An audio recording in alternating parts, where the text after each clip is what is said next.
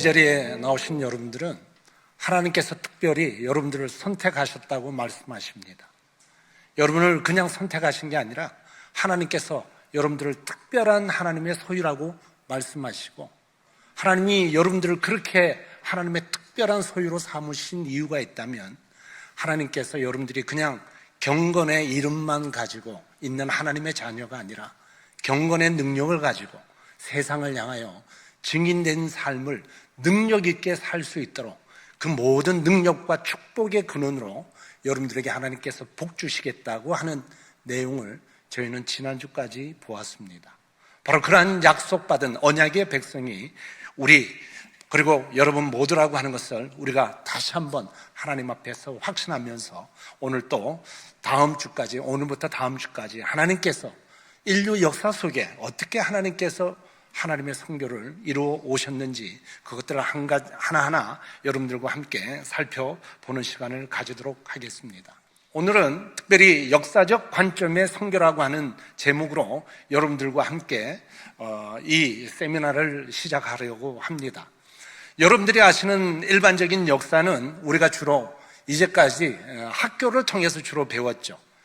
그래서 여러분들이 일반적인 역사를 아는데 오늘부터 다음 주까지는 저희가 선교적 관점으로 이 인류 역사 속에 일하시는 하나님이 어떠신 분인가를 다루려고 합니다. 역사학자들은 일반적으로 역사의 정의를 이렇게 이야기하고 있습니다.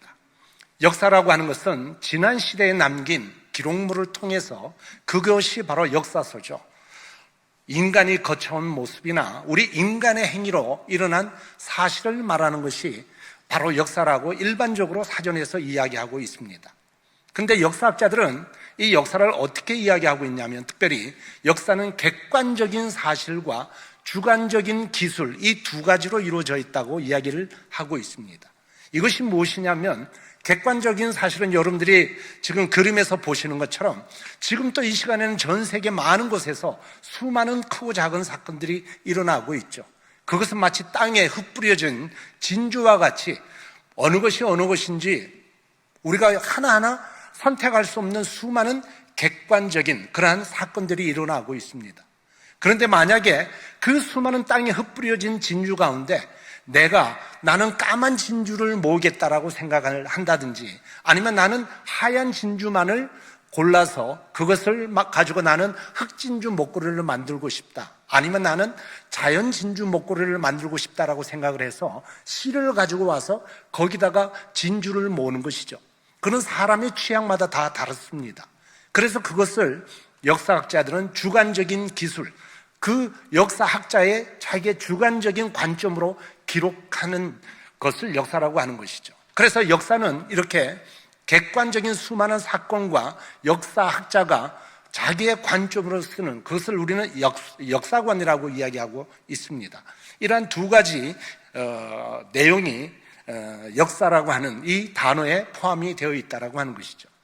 하지만 무엇이든지 간에 대부분의 역사학자들은 역사에는 연속성이 없다라고 주장을 합니다. 지금도 우리가 알고 있지만 수많은 사건들이 터지고 있는데 누가 의도적으로 내가 이러한 역사를 이루기 위해서 이러한 사건을 주도 면밀하게 만들겠다라고 해서 지금까지 수천 년 동안 역사가 이어지고 있지 않다고 하는 것이죠.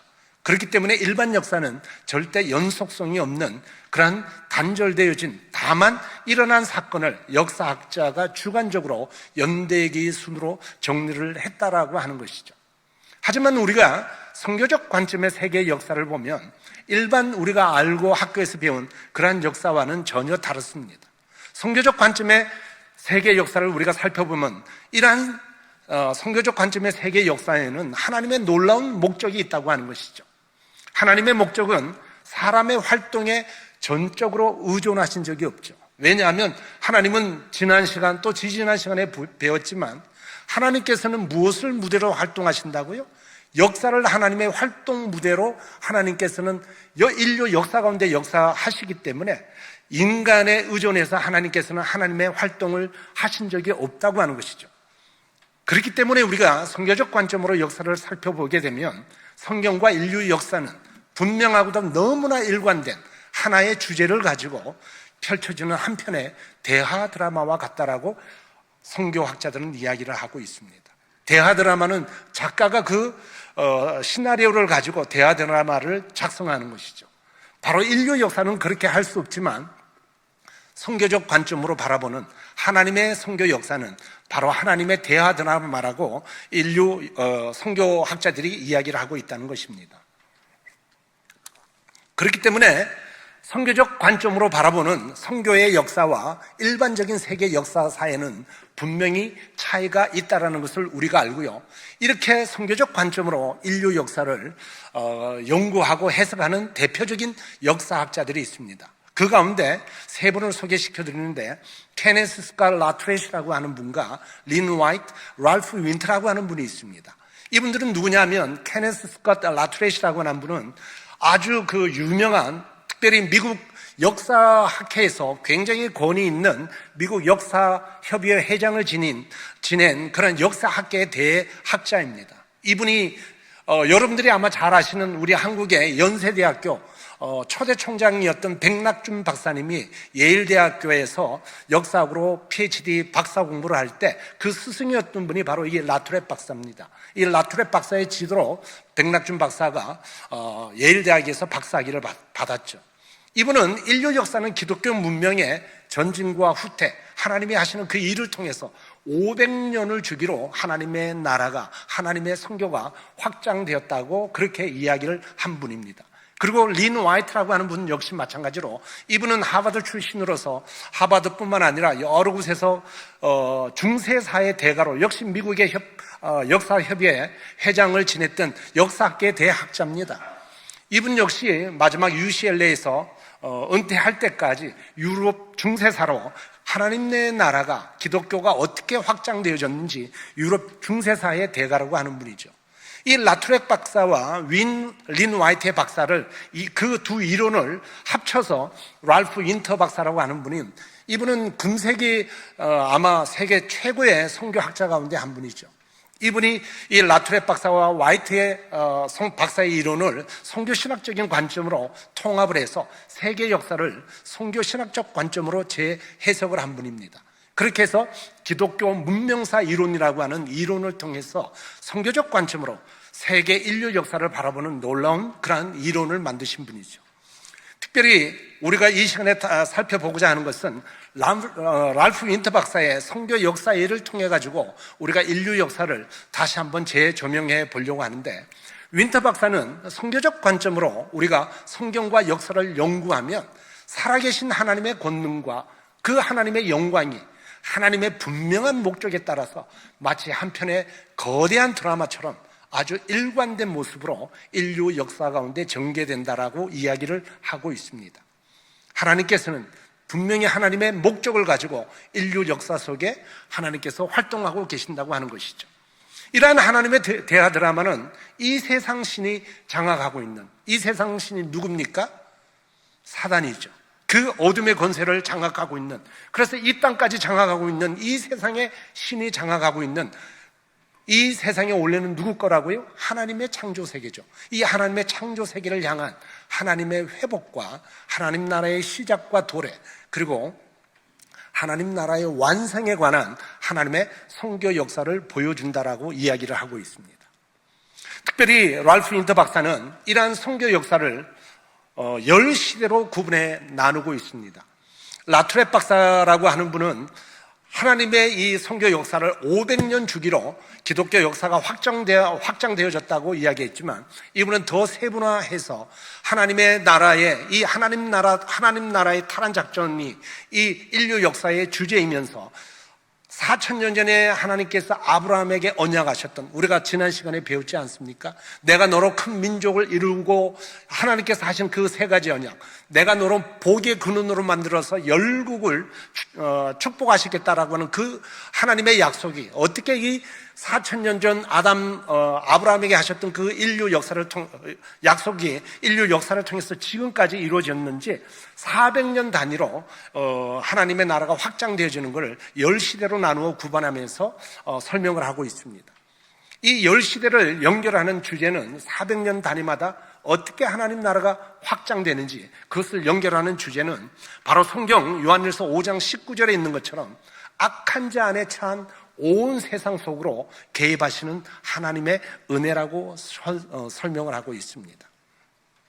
그리고 이 은혜는 일시적으로 이 세상 신 되어졌다라고 고린도후서 4장 4절에 이야기하고 있는 그 사단, 이 세상에서 사단이 마치 하나님의 창조 세계에 들어와서 자기가 이 땅의 주인인 노릇을 하면서 이 세상의 신인 것 같이 하는 그 원수와 하나님께서 대적에 싸우심으로 궁극적으로는 열방이 하나님의 이름을 찬양하도록 하는 것이 바로 이 하나님의 선교 역사라고 이야기를 하고 있는 것이죠. 이를 위한 하나님의 계획은 우리가 하나님 나라가 임하옵시며라고 하는 주기도문에 나오는 우리의 기도처럼 아브라함과 믿음으로 아브라함의 자녀된 바로 저와 여러분을 통해서 하나님께서 저희들에게 복 주심으로 말미암아 모든 사람에게 복음이 도달하게 하는 것이 바로 하나님의 그 대하 드라마에 연결되어지는 주제라고 하는 것이죠. 이 대하 드라마의 핵심과 이 대하 드라마의 주인공은 누구냐 하면 바로 예수 그리스도라고 하는 것입니다. 하나님의 선교 역사는 BC 2000년 전부터 지금까지 총 4000년간 일어나는 하나님의 구속에 관한 선교 역사입니다. 하나님께서 결국 하시고자 하신 것은 이 하나님의 창조 세계를 다시금 하나님께서 구속하셔서 회복하시고자 하시는 것이 하나님이 원하시는 목적인 것이죠. 이러한 하나님의 구속사 한가운데 시점에 성경학자들은 하나님의 아들이 나타나신 것은 마귀의 일을 멸하려 하심이었다라고 하는 이 성경 말씀을 분명히 믿는 것이죠. 그래서 BC 2000년 전에 시작되어진 그 약속과 지금 우리가 살고 있는 AD 2000년의 그 한 시점에 마치 대하 드라마의 주인공이 등장하는 것처럼 예수 그리스도께서 그렇게 등장하셨다라고 이야기를 하고 있습니다. 하나님의 선교 역사는 하나님께서 직접 그 아들을 내어주심으로 독생자 예수 그리스도를 우리에게 내어주심으로 타락한 피조물을 다시 복원하고 구속하시는 지속적이고도 불가항력적인 그런 하나님의 능력이 바로 이 대하 드라마에 나타난다고 하는 것입니다. 그럼 우리가 조금 더 구체적으로 이제 본격적으로 이 구속사의 10시대를 랄프 윈터 박사가 어떻게 이 10시대를 나누어서 구분하고 있는지를 여러분과 함께 살펴보도록 하겠습니다.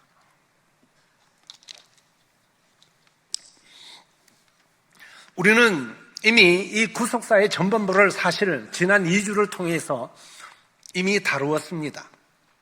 BC 2000년부터 예수님이 오시기까지 그 시대들이죠. 첫 번째는 랄프 윈터 박사는 첫 번째 10시대 가운데 첫 번째 시대를 족장시대라고 이야기를 하고요. 두 번째는 애굽 포로 시대, 그리고 세 번째는 사사시대, 또 네 번째는 왕정시대, 그리고 다섯 번째는 바벨론 포로 시대라고 이야기를 하고 있습니다.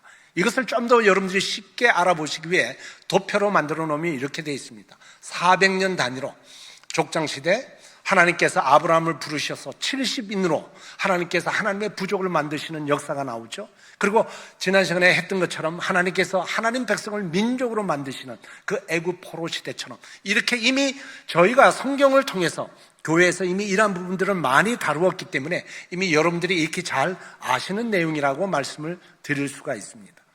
이러한 구속사의 10시대의 후반부는 첫 번째는 로마인 선교라고 랄프 윈터 박사는 이야기를 하고 있습니다. 두 번째는 야만족 선교의 시대고, 세 번째는 바이킹족 선교의 시대, 네 번째는 무슬림 선교, 그리고 다섯 번째는 이게 지금 제대로 잘 안 보이시죠? 앞부분이 하얘서. 그리고 마지막 다섯 번째를 땅끝까지 선교라고 나누어 이야기하는데, 이것도 마찬가지로 이렇게 도표로 이야기하면 첫 번째 시대는 로마인, 야만족, 바이킹, 그리고 무슬림 땅끝까지로 나누어 설명을 하고 있습니다. 그러면 이제 여러분들과 함께 이 로마인 선교 시대부터 한번 첫 번째 시대부터 여러분들과 함께 시간 한번 다뤄보도록 하겠습니다. 하나님 나라의 탈환 작전은 마귀의 일을 멸하려고 하나님께서 아들을 보내주심으로 말미암아 이 땅에 오신 예수 그리스도의 오심으로 말미암아 본격적으로 시작이 되었습니다. 우리가 잘 아는 것처럼 사단은 예수 그리스도를 죽이면 하나님 나라의 탈환 작전이 실패할 것 같았지만 예수 그리스도께서 십자가에 달려 돌아가시는 것은 오히려 부활 승천을 통하여, 그리고 우리에게 어떻게 해요? 성령을 보내주심으로 말미암아 사단이 원하는 작전대로 가지 않았죠. 예수 그리스도께서 부활 승천하시고 제자들에게 약속하셨던 것처럼 초대교회는 마가의 다락방에서 성령 세례를 받고 마음판에 새 언약을 쓴 모세의 돌판처럼, 그 십계명처럼 돌판에 깨어진 그 하나님의 백성들이 아니라 성령의 인치심으로 새로운 마음의 새 언약을 쓴 그 120명의 제자들이 초대교회의 시작이 되었죠. 그러고 나서 이 하나님의 나라가 확장이 되어지는데 어떻게 해요? 초대교회는 한 번의 설교를 통해서, 베드로가 어떻게 합니까? 한 번 오순절 설교를 통해서 3,000명이 회개하고 돌아오는 역사가 일어나지 않습니까?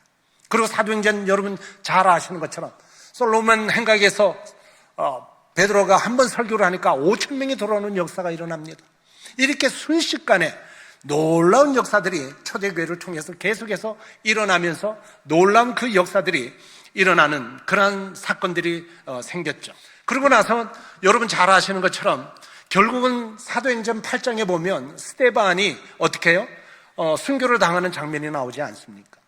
그때까지도 예루살렘 교회는 세상을 향한 원심적인 선교를 하지 못하고 있었습니다. 그런데 스데반의 순교로 말미암아 예루살렘 교회가 아주 어려움을 당하면서 핍박 가운데 예루살렘 교회가 전 세계를 향하여 흩어지는, 그것을 우리는 선교 신학적으로는 무엇이라고 하냐면 비자발적인 원심적 선교라고 합니다. 그 비자발적인 원심적 선교를 통해서 하나님의 백성들이 세계로 흩어지는 사건이 생기게 되죠. 그렇게 돼서 1세기 후반에 이 하나님의 나라 기독교는 로마 제국 전역에 퍼질 만큼 놀랍게 성장을 하는 그러한 일들이 일어났죠. 이렇게 하나님 나라가 확장되어지니까 제일 싫어하는 게 누구겠습니까?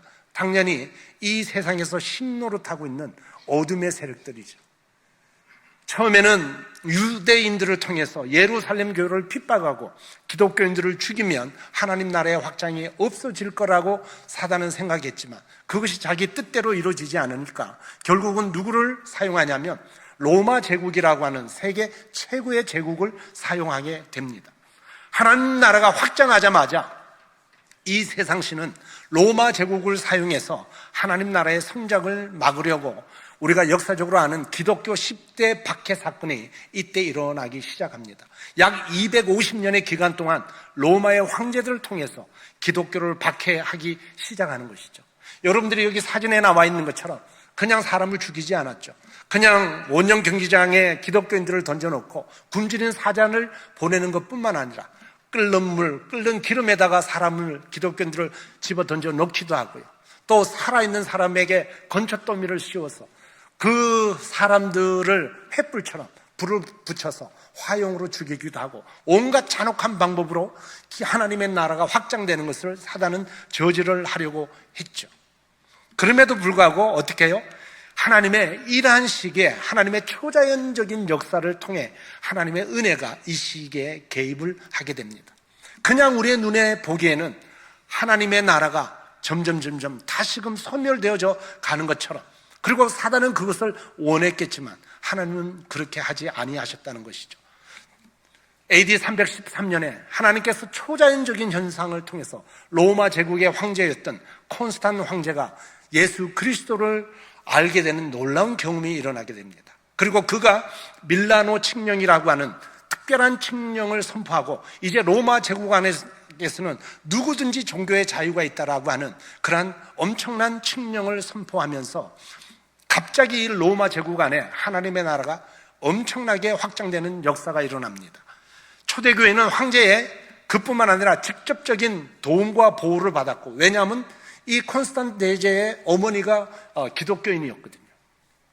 그렇게 하면서 또 황제가, 이 콘스탄이 로마에서 살다가 지금의 이스탄불인 콘스탄티노플로 이주를 하게 되는데, 그렇게 자기가 제국의 수도로 옮겨가면서 자기가 살던 그 왕궁, 라테란 왕궁을 기독교 수장에게 넘겨주게 됩니다. 그렇게 하면서 교황이 황제의 궁을 사용하면서 교화는 로마 제국에서 권위의 상징이 되어지고, 지금까지는 그렇게 기독교를 박해했지만 순식간에 완전히 전세가 바뀌어버렸죠. 그런데 더 놀라운 것은 380년에 이 콘스탄틴 대제보다 더 열정적인, 그것도 정통적인 신학을 가졌던 데오도시우스 황제에 의해서 갑자기 교회의 수장과 한마디 의논도 없이 오늘부터 우리 로마 제국은 기독교를 국교로 인정한다라고 하는 데살로니가 칙령을 발표하게 됩니다. 이렇게 약 200년 만에, 250년 만에 핍박받던 기독교가 로마 제국을 정복하는 사건이 일어납니다. 그러고 나서는 갑자기 그 로마 제국 전역에 50% 이상의 사람들이 기독교가 되는 것이죠. 그 사진들이 바로 여기 그림에 빨갛고 오렌지색으로 되어 있는 게 그 당시의 로마 제국입니다. 이 오렌지색 제일 밑에 있는 곳이 예루살렘이었죠. 그 예루살렘에서 120명으로 시작한 기독교가 400년의 이 하나님의 인류 역사 속에 역사하시는 하나님의 놀라운, 하나님의 의도된 대하 드라마 속에 갑자기 로마 제국 전역에 기독교가 공식적인 그 복음이 퍼지는 그런 놀라운 역사가 일어났다고 하는 것이죠. 이렇게 하나님의 나라가 전진과 후퇴를 통해서 확장되어졌는데, 랄프 윈더 박사는 두 번째를 야만인 선교 시대라고 이야기를 하고 있습니다. 이 야만인 선교 시대를 왜 우리가 야만인 선교 시대라고 이야기하냐면, 부와 권력이 어떻게 돼요? 중심이 된 로마 교회가 이제는, 과거에는 박해 속에서 그들이 카타콤 안에 들어가서 그 박해를 피해서도 살았는데, 모든 부와 권력이 교회에 모이니까 더 이상 선교하는 그러한 삶을 살지 않았습니다. 증인된 삶을 포기했죠. 가만히 있어도 사람들이, 물질이 필요하고 그리고 권력이 필요한 사람들이 교회로 몰려 들어와서 교회를 통해 그 자기들이 필요한 것을 얻으려고 했기 때문이죠. 그러면서 교회는 선교적인 사명을 잊고 타락과 부패의 길을 걷게 되는 그러한 비참한 역사가 시작이 됩니다. 그런데 그때 당시에 로마 제국의 국경을 하고 있던 이방인들이 있었습니다. 그들은 이 하나님의 나라를 너무나 앙망했지만 로마 제국은 그들에게 가서 절대 복음을 전하지 않았습니다. 결국은 로마 제국은 자신들을 그렇게 부러워했던, 하나님 나라 백성을 그렇게 부러워했지만 하나님 나라 백성에 들어오게 그들을 초대하지 않았던 그 야만족, 고트족이라고 하는 야만족의 침입으로 결국은 함락을 당하게 됩니다. 고트족의 침입으로 로마는 제국의 절반을 잃었습니다. 서로마 제국과 동로마라고 하는 두 제국으로 나눠 있던 제국이, 특별히 서로마 제국이 몰락을 하게 되고, 로마 교회는 자신들과 국경을 맞대고 있던 고트족을 야만인으로 취급했죠. 우리가 알고 있는 3세계 국가라고 하는 게 이때 나온 말입니다. 이때 당시에 1세계는 어디냐면 헬라어를 사는, 헬라 문명을 가진 세계를 1세계라고 하고, 그 다음에 라틴어를 썼던 그 로마와 이태리를 2세계라고 불렀습니다. 이래서 1세계와 2세계, 요즘 말로 하면 1등 식민, 2등 식민과 같은 거죠. 그 외 사람들을 제3세계 국가라고 불렀는데, 그들은 이 이방인 켈트족과 고트족 3세계의 하등민이라고 생각했던 야만인들에게는 복음을 전하지 않았다고 하는 것이죠. 이 과정에서 야만족이 결국은 오히려 로마를 침략하면서 야만족이 기독교 신앙을 얻게 됩니다. 이때 당시 이 야만족인 고트족들은 약간 이단의 아리우스주의라고 하는 이단 기독교를 믿고 있었는데, 로마에 들어오게 되면서 이들은 정통 아다나시우스라고 하는 기독교, 오늘날 우리가 믿고 있는 정통 기독교 속으로 들어와서 하나님 나라의 진정한 백성으로 거듭나는 그러한 특권과 축복을 누리게 되었죠. 그래서 이들이 지금의 서유럽에 살았던 게르만족들이었는데, 이 게르만족들은 로마인보다도 이 로마를 점령하고 나서 더 철저하게 복음화가 되었습니다. 왜냐하면 그들이 자기들 눈으로 하나님 앞에 온전히 헌신하지 아니하면 어떻게 하나님의 백성과 하나님의 나라가 철저하게 몰락하는지를 보았기 때문에 그들은 게르만족들이 오히려 로마인보다 더 철저하게 복음화가 되었다고 하는 것이죠. 그리고 그들은 교회를 갱신하기 위해서 하나님의 교회가 저렇게 있어서는 안 되겠다라고 해서 수도원 운동을 일으키기 시작합니다. 그래서 이 당시에 수많은 수도원들이 생기기 시작하는데 유럽에만 베네딕토 수도원이라고 하는, 여러분 아마 베네딕트 수도회라고 들어보셨죠? 그 베네딕트 수도회가 이 당시에 1000개 이상이 설립이 되었습니다. 이 수도원은 특별히 중세 기독교의 영성과 학문의 원천이자 동시에 전 세계를 향해 나가는 하나님의 선교의 전진 기지로 사용되어진 곳이 바로 이 선교 수도원이었고, 바로 이곳에 있던 수도사들이었습니다. 여러분이 잘 아시는, 우리가 미국의 수도 세인트 패트릭 데이를 우리가 홀로데이로 지내고 있지 않습니까? 그 세인트 패트릭이 바로 이 수도사, 이때 당시에 아일랜드의 수도사였던 수도사였습니다.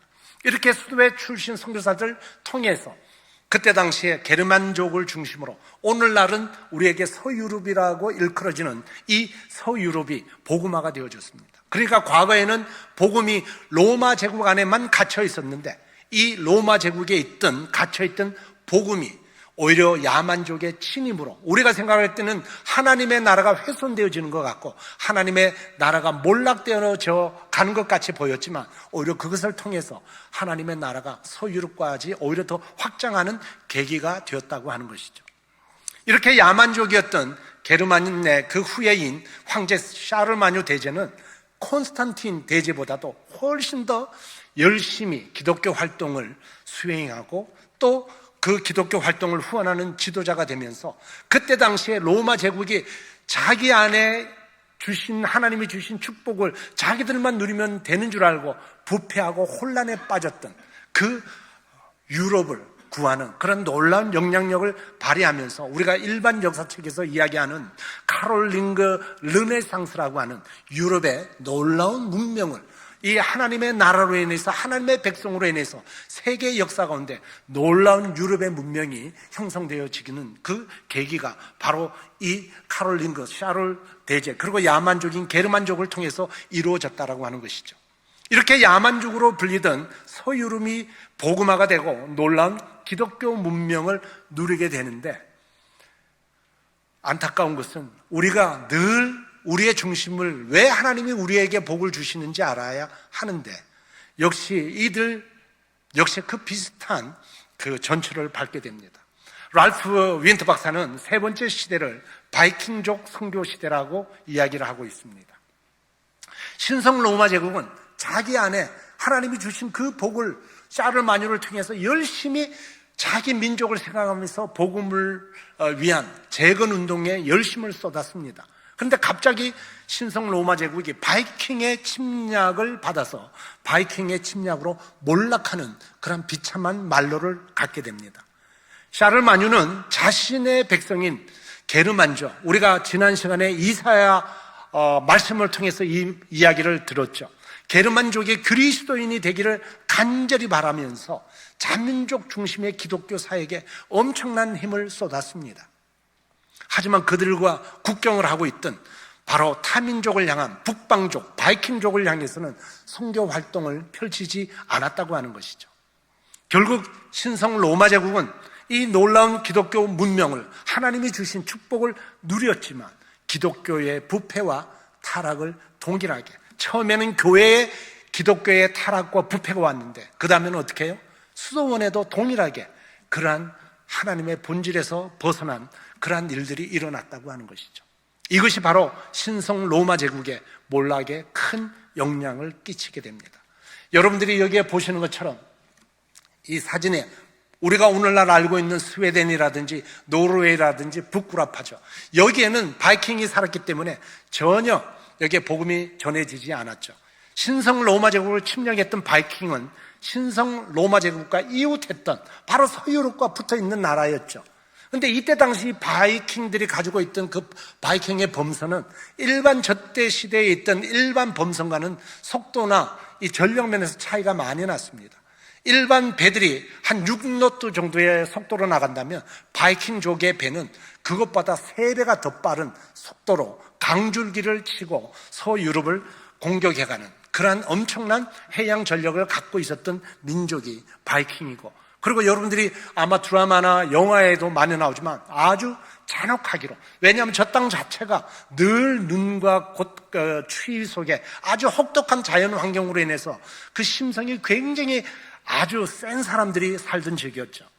어쨌든 바이킹은 서유럽의 기독교인들이 가진 그 부유함을 노리면서 서유럽을 향해서 공격에 들어왔다라고 하는 것입니다. 바이킹은 역사학자들에 의하면 기독교 선교의 중심지였던 수도원을 파괴하는 일에 마치 자석처럼 이끌렸다라고 이야기를 하고 있습니다. 왜 바이킹이 선교의 중심지였던 수도원과 교회에 자석처럼 끌렸는지 잘 한번 생각해 보시면 아마 여러분들이 금방 아실 거예요. 바이킹은 교회를 불태우고 신부와 수녀 그리고 수도사를 종으로 파는 일에 특별히 열심히 했고요. 이들은 교회를 와서 가장 먼저 하는 것이 교회와 수도원을 파괴하는 것인데 사람을 살려두지 않았습니다. 모조리 다 죽이고 여자들은 끌고 가서 자기들의 하녀와 아니면 자기들의 부인으로 삼기도 했죠. 어쨌든 바이킹은 교회와 수도원이 부유하고 화려하지 않았더라면 교회나 수도원에 아무런 관심을 기울이지 않았을 것이라고 역사학자들이 이야기하고 있습니다. 하나님이 주신 그 부유함으로 내 교회에 온갖 아름다운 곳으로, 지금도 여러분들이 유럽에 가보시면 유럽의 교회들이 얼마나 아름답게 지어져 있습니까? 제가 영국에 옛날에 살 때 웰즈 지역에는 100m, 200m만 가면 교회가 있는데 그 조그만 교회도 파이프 오르간이 다 놓여 있었습니다. 유럽에 그렇게 아름답게 치장한 그 치장이 정말 하나님이 원하셨던 하나님 백성의 삶의 모습이었냐? 역사학자들은 우리에게 가르쳐주고 있는 것이 많죠. 약 250년 동안 선교의 암흑기가 이 바이킹의 침략으로 인해서 유럽에 그 암흑기가 오게 되었죠. 또 다른 하나님의 은혜가 그러함에도 또 연결을 주제하는 시대마다 하나님께서 개입하시는 하나님의 인류 역사에 하나님 나라의 탈환 작전의 주제에 맞는 하나님의 은혜가 다시 한번 개입이 되게 됩니다. 유럽의 유례없는 황폐로 대륙에 상륙한 북방 민족들은 오히려 그들이 기독교화가 되어버렸어요. 자기들이 잡아갔던 그 야만인이었지만 서유럽의 기독교인에 의해서 오히려 그 잔인했던 바이킹들이 노르만족이 되고 자신들이 사로잡은 포로들의 기독교 신앙으로 다시 그들이 정복당하는 놀라운 하나님의 개입이 이 시기에 일어난다고 하는 것입니다. 바이킹은 수도원을 집중적으로 약탈했지만 그들의 침략이 남긴 또 다른 부수적인 유익은 뭐냐면 간접적으로 그 부패하고 부도덕했던 어떻게 해요? 하나님의 백성들을 깨끗하게 정화시키는 새로운 개혁운동이 일어나게 되고 이 바이킹이 들어오면서 오히려 하나님 나라 세계 전체에 여러분들이 프랑스 남부에 가시면 쿨루니라고 하는 그 지역이 있습니다. 쿨루니 지역이 있는데 그 쿨루니 수도원을 가보시면 알겠지만 그 쿨루니 수도원을 중심으로 과거에는 교회가 어느 정도로 부패했냐면 요즘 말로 하면 목사직이죠. 성직을 매매를 했었죠. 돈을 주고 그 성직을 사고, 왜냐하면 그 자리에 가야 권력과 부를 가질 수 있으니까. 일반 사람들도 어떻게 교회에다가 세금을 내고 그 모든 것들이 교회를 중심으로 하나님의 백성을 중심으로 일어났다고 하는 것이죠. 이러한 성직 매매를 근절하고 성직자를 그래서 더 이상 그러한 것에 얽매이지 않도록 처음으로 독신제를 시행하면서 부패를 줄이고 성직자의 영적 고결함을 정하기 위한 영적 개혁 운동이 이 바이킹의 침략으로 일어나게 됩니다. 또 다른 하나님의 은혜가 바로 이들 가운데 일어나서 결국은 구라파까지 북유럽까지 복음이 전해지지 않았던 이제는 마지막 유럽의 그 북유럽까지 하나님의 나라가 다시 한번 확장되어지는 시기가 바로 이 바이킹 시대에 선교 시대에 일어났다라고 하는 것이죠. 네 번째 우리가 다루고자 하는 주제는 무슬림 선교 시대입니다. 랄프 윈터 박사는 1200년부터 1600년까지를 무슬림 선교 시대라고 이야기를 하고 있습니다. 참 이건 비극적인 역사인데 바이킹이 기독교인이 되면서 기독교 문화에 바이킹 정신이 스며들기 시작했습니다. 그래서 이 바이킹은 굉장히 잔혹하고 전쟁을 좋아하고 그런 민족이라고 했지 않습니까? 바이킹은 기독교를 받아들이고 하나님의 백성이 되긴 되었는데 그것들을 하나님 안에서 온전히 본질적인 것을 찾지 못했기 때문에 역사에서 가장 왜곡된 형태의 선교인 십자군 전쟁을 일으키게 됩니다. 그리고 모든 십자군 원정은 사실 이 바이킹의 후예들이 주도를 했다고 하는 것이죠. 이 십자군 전쟁은 거의 200년에 걸쳐 유럽에서 일어난 이슬람과 기독교 사이에 일어난 전쟁입니다. 십자군 전쟁은 선교가 아닌 많은 정치적인 함의가 내포되었습니다. 정말 선교를 목적으로 십자군 전쟁을 예루살렘을 하나님의 성지라고 생각해서 탈환을 한 것이 아니라 교황이라고 하는 기독교의 최고 영적 지도자가 자기의 교권과 세상 왕과 싸움을 하겠는데 자기의 권력이 딸리니까 자기의 힘을 단합하기 위해서 그것을 목적으로 종교 이 십자군 전쟁을 사용한 것이죠. 이처럼 역시 세상 왕도 마찬가지죠. 여러 가지 이유가 있지만 지금 시간이 없기 때문에 제가 여러분 짧게 마치는 바람에 제가 더 재밌는 스토리들이 많지만 이야기는 넘어가겠습니다. 십자군 전쟁은 유럽인들에게도 전대미문의 유혈국이 되었고요. 무슬림에게는 영원히 씻을 수 없는 잔혹한 상처를 남긴 전쟁이었습니다. 이 십자군 전쟁은 기독교가 아주 잔인하고 호전적인 종교라고 하는 그러한 인상을 사람들에게 인식시켰습니다. 약가 7세기에 중동에서 사우디아라비아에서 이슬람이 생겼습니다. 이슬람이 그때 처음 생기고 나서 이슬람은 100년 만에 전 세계 교회의 4분의 1을 다 몰락시키고 그 지중해 지역을 장악한 종교가 이슬람이었습니다. 그때 당시 기독교에서는 이슬람이 기독교의 2단의 일종이라고 생각을 하고 이슬람과 전혀 교류가 없었죠. 그런데 전 세계 4분의 1의 교회를 회파하면서도 무슬림과 이 십자군 전쟁을 통해서 기독교가 한 그 아픔의 상처는 비교할 수 없습니다. 십자군은 예루살렘까지 가는 동안에 중동에 있던 수많은 아랍 기독교인들을 다 죽였습니다. 아랍 기독교인만 죽이는 게 아니죠. 유대인들도 다 죽였습니다. 이슬람도 다 죽였습니다. 이 아랍 세계 사람들 가운데는 십자군 전쟁이라고 하면 치를 뜨는 것이죠. 그래서 지금도 아랍 세계에서 서방에서 십자군이라고 하는 그 이야기를 내면 그들이 그렇게 민감하게 반응을 한다라고 하는 것이죠. 바이킹은 무슬림에게 기독교 복음을 확장시키는 선교적인 시도를 하기는 했지만 영토를 파괴하고 정복적인 선교를 전개하는 동안 많은 문제점을 드러냈습니다. 왜냐하면 하나님이 원하시는 그 선교를 하지 않았기 때문에 그런 것이죠. 기독교는 복음의 불모지였던 이슬람권을 향한 선교적인 시도를 하기는 했지만 잘못된 헌신이 결국 잘못된 결과를 불러오는 그런 비극의 역사가 바로 이 선교 역사 안에 있다고 하는 것이죠.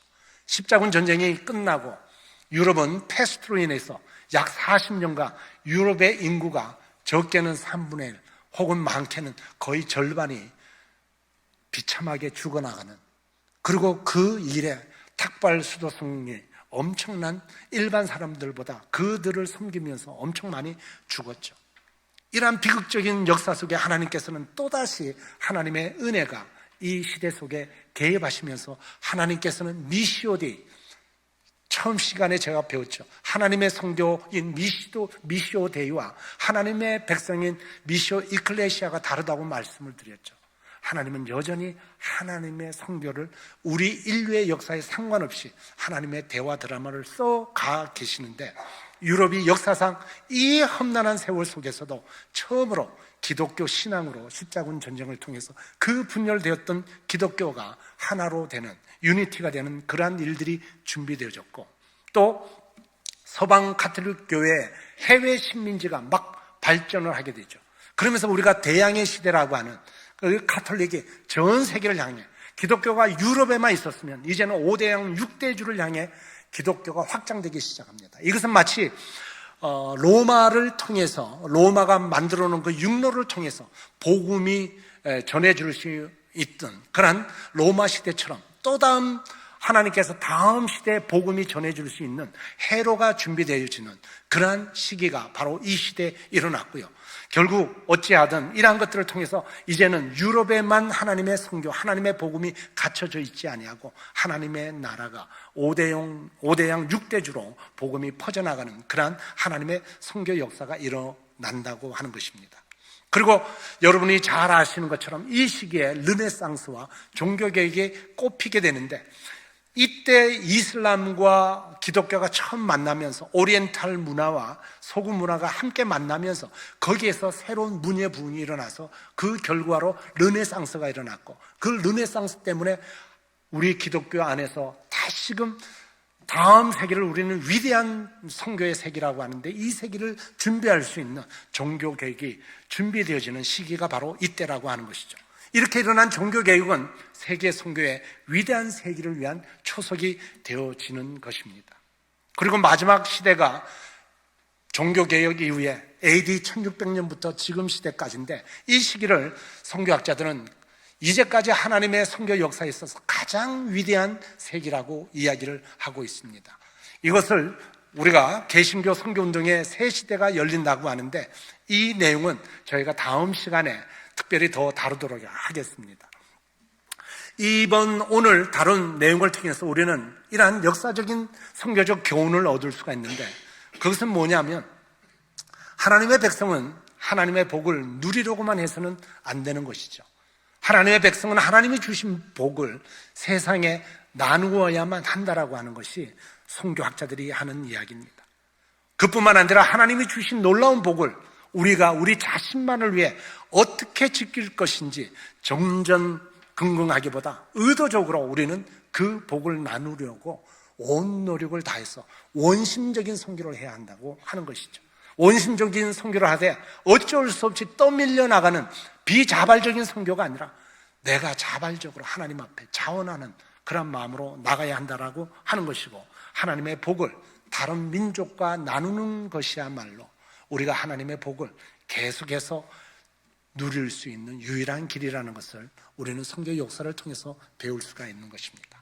이렇게 하나님의 백성은 세상을 향한 하나님의 나라의 그 확장을 위해서 계속 헌신해야 한다라고 하는 것이 오늘 여러분들과 함께 나누는 이 선교 역사를 통해서 하나님께서 우리에게 가르쳐 주시는 내용이라고 하는 것들을 여러분과 함께 나누고, 오늘은 여기까지 하고 다음 주에 다시 이어서 마지막 시대를 하나님께서 하나님의 백성인 우리를 통해서 이 시기에 이루셨던 하나님의 역사를 여러분들과 함께 다시 한번 살펴보는 시간을 가지겠습니다.